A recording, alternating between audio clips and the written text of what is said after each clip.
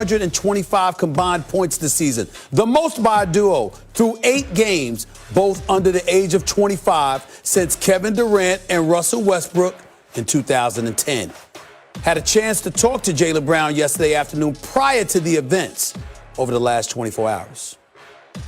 We welcome Boston Celtics star Jaylen Brown to the show. Jaylen, thank you for joining me right now. What's going on with you, man? I mean, I expected like 23, maybe even 25 a game, averaging 27, close to 27 a game right now.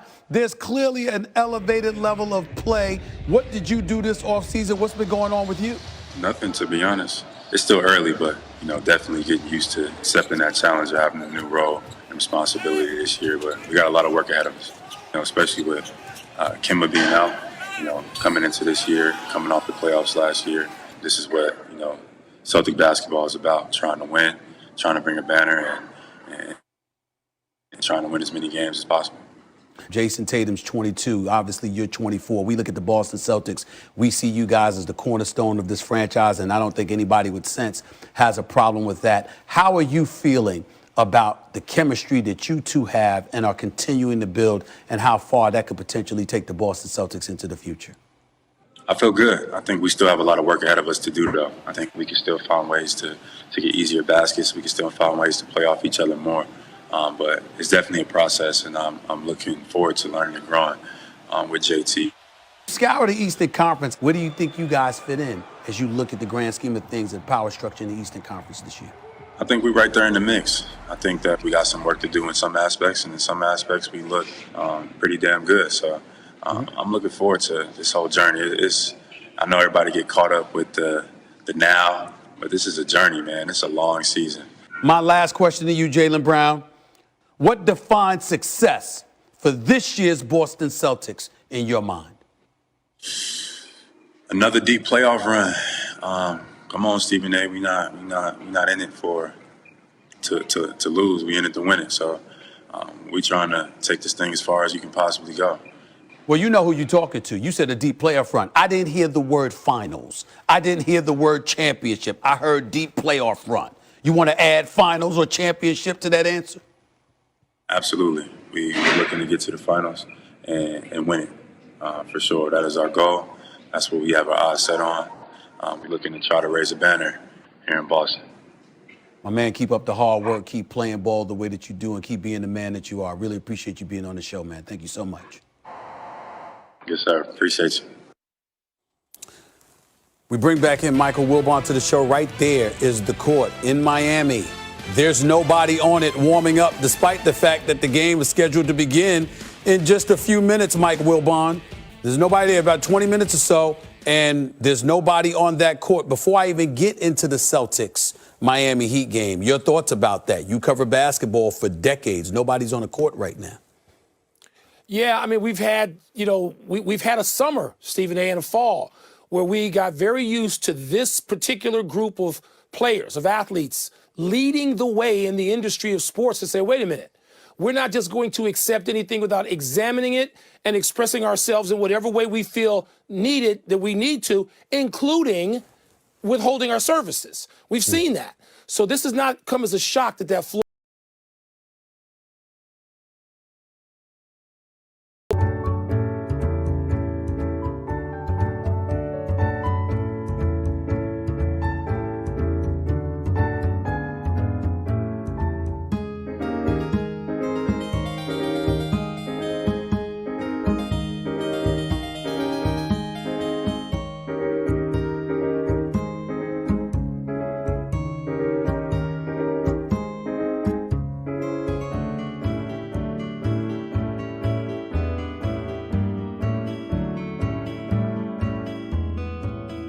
Is empty right now, and players, I don't know what the discussions are, but clearly they're discussing their options. They're discussing their outrage and what they ought to do about it tonight.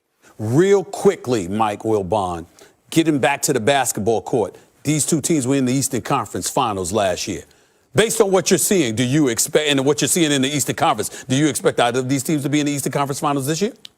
I certainly could see it, but I also look at Philadelphia. Stephen A., by the way, look at the topsy-turvy nature of the Eastern Conference right now, where you got your Knicks among others, and the Bulls are 4-4, and Cleveland's gotten off to a good start, Indiana.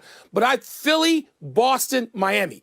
The two finalists to me, I know I didn't mention Milwaukee, but I'm thinking about those teams producing your finalists. Mike Wilbon, appreciate you, brother. As always, right now, we look back to that court inside Miami, American Airlines Arena. There's no one on the court, ladies and gentlemen. The Boston Celtics and the Miami Heat. There is nobody on that basketball court, despite the fact that a game is scheduled to be played in about 20 minutes or so. Things are percolating. Stay tuned. You are watching Sports Center with Stephen A. Smith, presented by Mountain Dew. Here's why. One day, he was watching the Flintstones at home, and he flipped a coffee table imitating Bam Bam Rubble, of course, from the Flintstones. So his mom nicknamed him Bam Bam, and it's stuck ever since. Just now it's a little bit shorter. Bam isn't just a nickname, though. He is a superstar in the making. His Israel Gutierrez.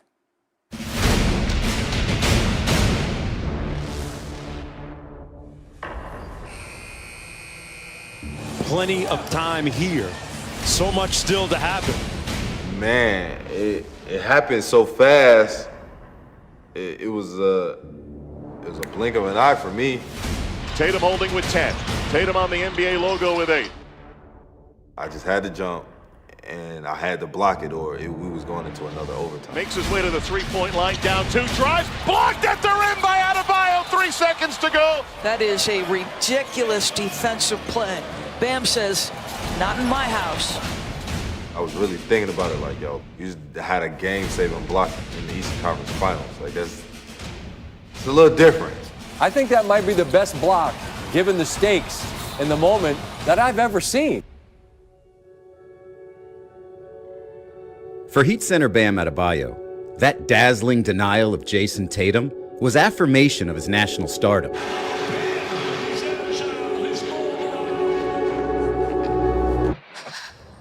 The route he took to reach that success began in a rented trailer in eastern North Carolina.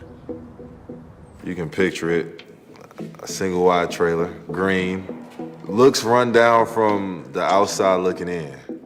And, you know, just going past that house, you probably wouldn't think somebody that's going to be a NBA All-Star would be coming out that house.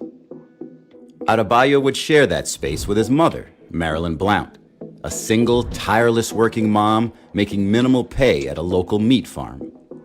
I would make like 34 hours, which it would be but $240. The struggle with a $240, which put food on the table, paying all the bills, and then trying to keep this boy with clothes on his back and sneakers on his feet.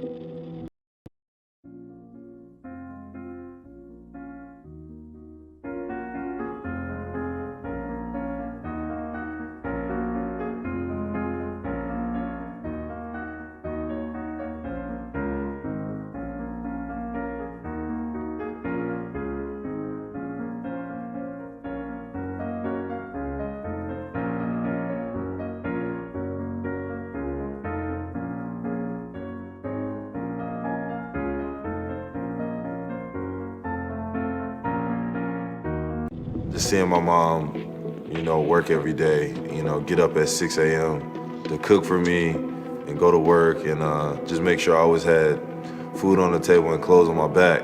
You know, it gets to a point where as a man, you don't want to see your mom struggle anymore. I was like, man, why can't we just move out and something good happen like instantly the next day? And she was always telling me, like, if you do what you're supposed to do, you can make that happen. At 6'9", Adebayo was a standout in the AAU circuit and the number 5 overall recruit in the country before committing to Kentucky. Adebayo! Get out of his way! In his lone college season, he averaged 13 points and 8 rebounds per game. The Miami Heat select Bam Adebayo from the University of Kentucky. When Adebayo got to the NBA, he kept his mom close, moving her into the same apartment building only a handful of floors separating him from a familiar face. We're not used to being apart from each other for a very long time, so being away from her for like 3 days, I actually really start to miss my mom. When I go on the road, I try to call her at least once a day, twice a day. The triple doubles for my mom, man. You know, I can't do nothing but thank her enough. You know, that's my pride and joy. And I couldn't do it on her birthday, but I got it today, so. But reaching the league and making mom proud wasn't the only goal. Making mom a homeowner was. So he kept a photo of his childhood home as a constant reminder. That picture's worth 1,000 words, so, you know, just looking at the picture every day, just to come from that and then look at where we are now. Bam! With a crusher.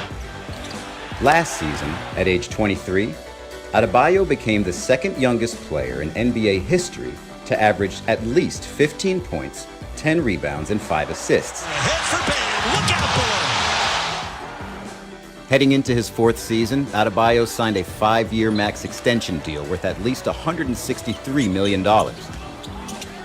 And on December 6th, 2020, his mother's birthday, Adebayo completed his mission, surprising his mom with a new home.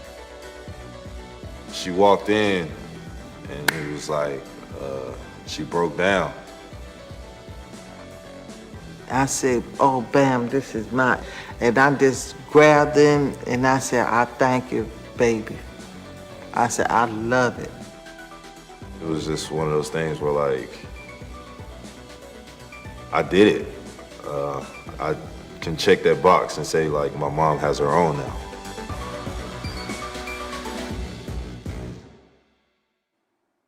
Great story by Israel Gutierrez. And Bam Adebayo, one reason why Miami was able to upset the Boston Celtics in last year's Eastern Conference Finals. That rematch, 7:30 tonight on ESPN. Tim Legler, I know that you're going to be watching that closely. And both of these teams, they're expected now. They want to, of course, make deep runs again this year. What are you watching for when they play tonight? Yeah, I think what you're seeing right now is the Miami Heat are a team that people are going to be a little bit more prepared for. Now, they took advantage of unprecedented circumstances in that bubble, and give them credit because mentally that was a challenge. They were able to meet that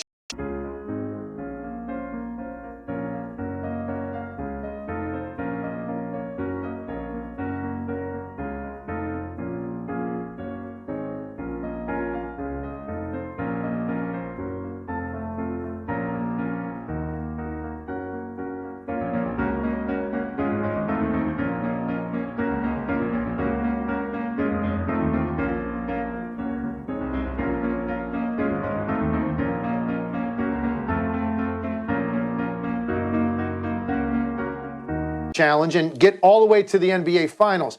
I think now coming into this year, people are a little bit more prepared for them as you go into these matchups. So the key for this team is going to be, are you seeing an evolution in their young core? Some guys that really started to make a name for themselves down there. Bam Adebayo, Duncan Robinson, Tyler Hero at the top of the list. Are you seeing the evolution in those players? Because that's what it's going to take. They have to continue to move their ceiling. And certainly you've seen it with Bam Adebayo. He's now leading this team in scoring, career highs in field goal percentage, free throw percentage. This is the highest PER in the team. He's taken that leap. When it comes to Tyler Hero and Duncan Robinson, when you're on the radar for teams now and you're at the top of that whiteboard, it's a little bit more difficult to replicate what you were able to do down there. And I think that's now what the Heat are going to have to face with teams being more prepared for them. For Boston, same thing. They've got a lot to prove. This is a team with two young star forwards. One guy I think could be an MVP of the league one day, and Jason Tatum. They have got to now prove that they can continue that consistent climb to where on a nightly basis you see a team you believe could be an NBA champion. And that's what I'm looking for tonight. It's a great barometer for both teams, Sage. Yeah, both teams right now, 3-3, right at 500. And I know it's early, but it's not the Heat, it's not the Celtics or the Bucks that are at the top of the standings in the Eastern Conference. It's the 6-1 Philadelphia 76ers. Doc Rivers, the new head coach there. What do you see that's working so well early on? Well, I think the main thing is they changed the look of their team in terms of their spacing. They went out and they got a couple of guys in Danny Green and Seth Curry. And Danny Green hasn't really shot it great yet, and they're actually making the same number of threes as a team that they did a year ago.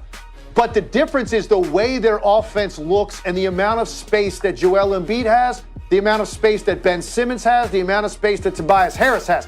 all three of those guys now look much more comfortable because of the addition of perimeter shooting and what that means to your team and how you run your offense. They have easily been the most consistent team in the Eastern Conference to this point. They haven't really laid a dud yet. They've come out, their schedule hasn't been tough, but they've taken care of those teams very systematically. So very impressive start. I think Doc Rivers has given them a level of credibility in terms of what they're buying into. And when you watch the Sixers now, you're starting to believe a little bit more. Maybe this is the group and it will come together this year. I think that's what Daryl Morey is watching before he would consider any personnel changes. He wanted to see Doc Rivers' imprint on this team with these two stars, and you're seeing it, and the early returns are fantastic. Yeah, what a difference a year makes. What a difference a couple of months makes, for that matter.